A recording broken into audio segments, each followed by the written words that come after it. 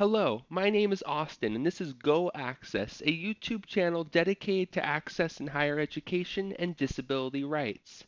Today I'm going to be covering inequality and how that relates to families with higher and lower economic backgrounds getting their children interventions and the psychoeducational evaluation and medical documentation necessary for accommodations like extra time on tests in high school and for board exams like the SAT and ACT. So let's look at, to start with, the cost of a child with a disability for a family.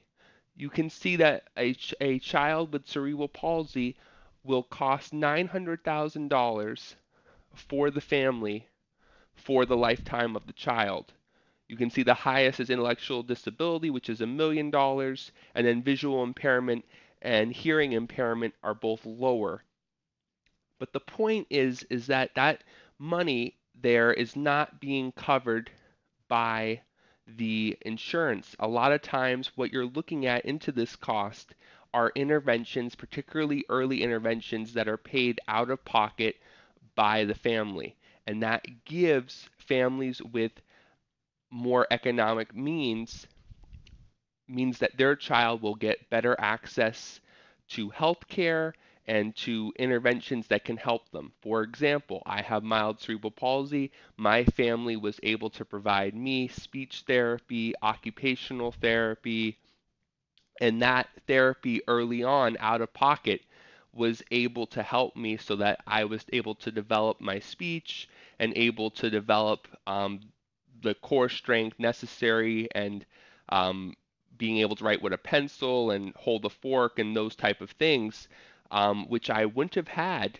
if my family did not have the economic means to provide that for me.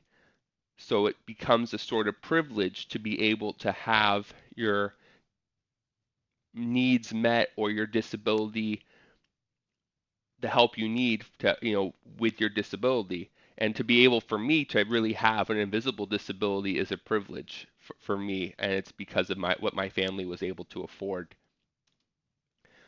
What I want to go into next is looking at the psychoeducational evaluation piece.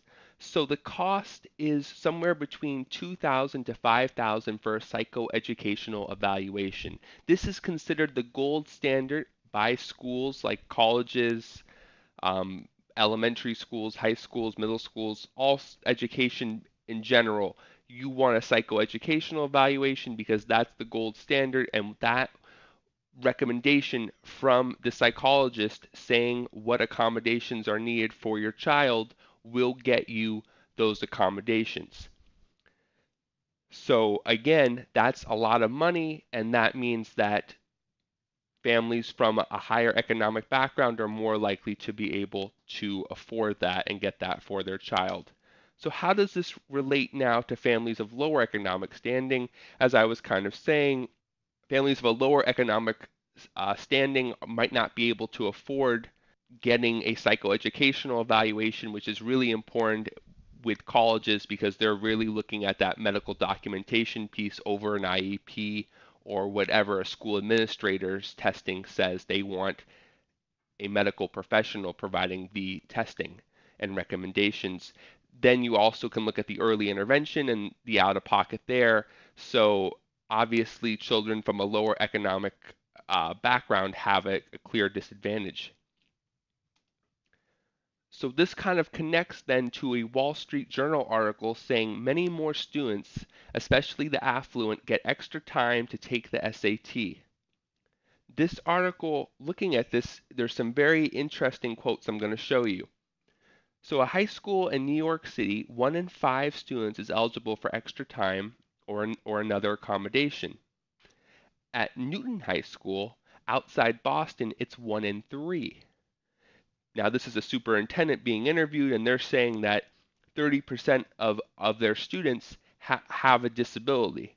That's what the claim is, 30%, and the superintendent's responding, no, we have a history of over-identification. This means that some of the people some of the students being classified as having a disability may have that diagnosis from their parents trying to get them the psychoeducational evaluation, trying to get them accommodations as an advantage for high school testing and SAT, ACT testing.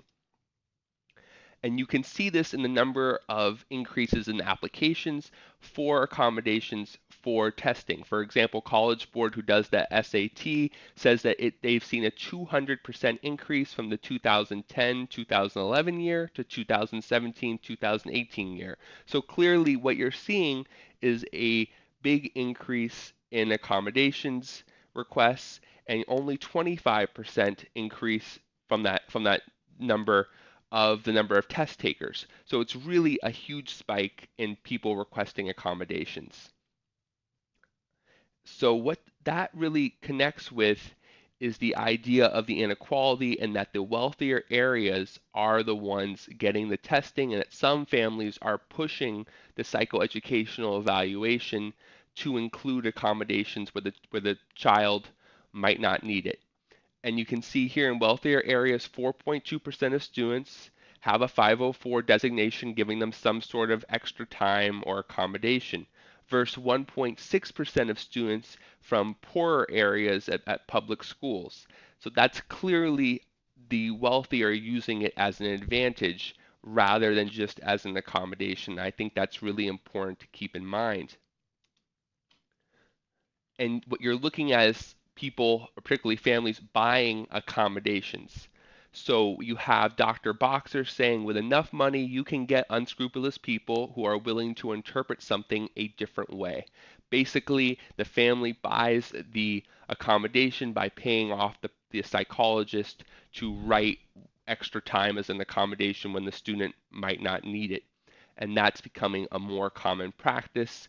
That's why there's been a recommendation if you have a disability that really requires accommodations, going to a more or a place viewed more neutral. Like I went to UCLA for my testing, trying to go to a place where there's more respect and it's viewed as a more neutral setting, like a big university or something like that, is why families might do that. So that way, when a college looks at the documentation and testing, they know it's not a private person, it was a big college saying this, and that there was less likely of a family influence in the accommodation recommendations. Thank you so much for joining me for this video. I hope you had a great Memorial Day weekend, and please like, comment, and subscribe, and I'll see you in the next one.